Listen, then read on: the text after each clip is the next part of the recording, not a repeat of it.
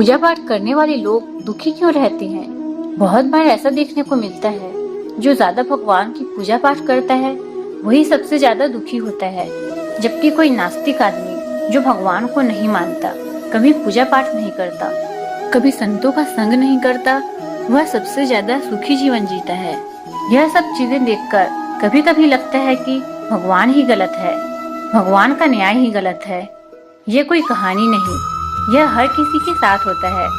भगवान श्री कृष्ण ने स्वयं इसका उत्तर दिया है कि आखिर ज्यादा पूजा पाठ करने वाले लोग दुखी और परेशान क्यों रहते हैं। इसका उत्तर भगवान कृष्ण ने श्रीमद् भगवद गीता के माध्यम से बड़ी स्पष्टता के साथ बताया है।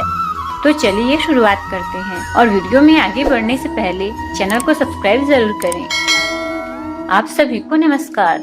दोस्तों, बात द्वापर युग की है, जब भगवान श्री कृष्ण और अर्जुन के बीच संवाद हो रहा था। तब अर्जुन ने भगवान श्री कृष्ण से पूछा, हे माधव, जो लोग ज्यादा पूजा पाठ करते हैं वह ज्यादातर दुखी और परेशान क्यों रहते हैं? इसके पीछे कारण क्या है? जबकि वो लोग जो भगवान का नाम ही नहीं लेते, भगवान का स्मरण भी नहीं करते, वह लोग हमेशा गलत कार्य करते हैं, उन लोगों को जीवन में सुख मिलता है। इसके पीछे का रहस्य मुझे समझाने का प्रयास करें। तब भगवान श्री कृष्ण ने एक छोटी सी कहानी के माध्यम से अर्जुन को इसका उत्तर दिया। तब भगवान श्री कृष्ण ने अर्जुन को एक कहानी सुनाई और कहा, एक गुरु के दो शिष्य थे, दोनों ही पढ़े लिखे और विद्वान थे। दोनों में सिर्फ फर्क इतना था कि एक भगवान को मानने वाला था और दूसरा भगवान को न मानने वाला था।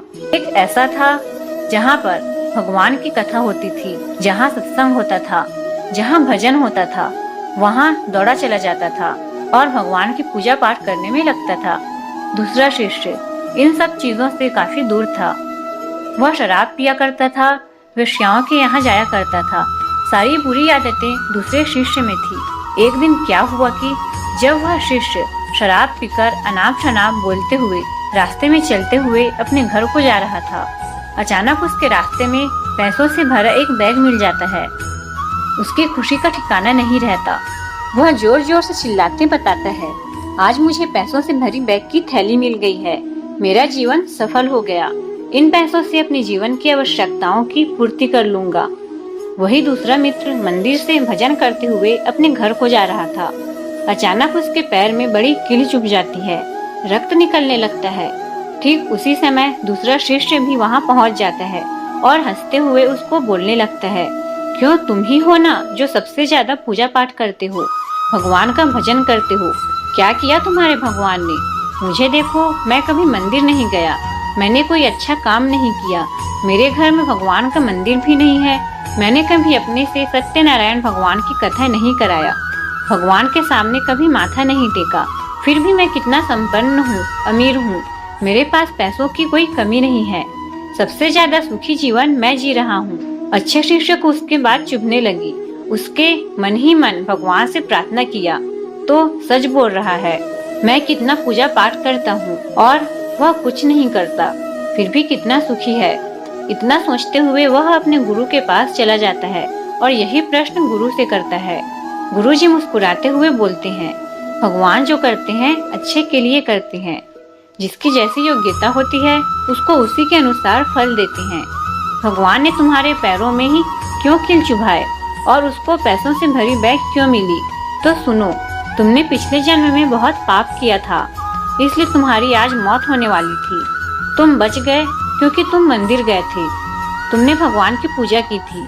यही कारण है कि तुम्हारी मौत न होकर सिर्फ एक कील ही चुभा। अब तुम्हारे मित्र की बात करते हैं।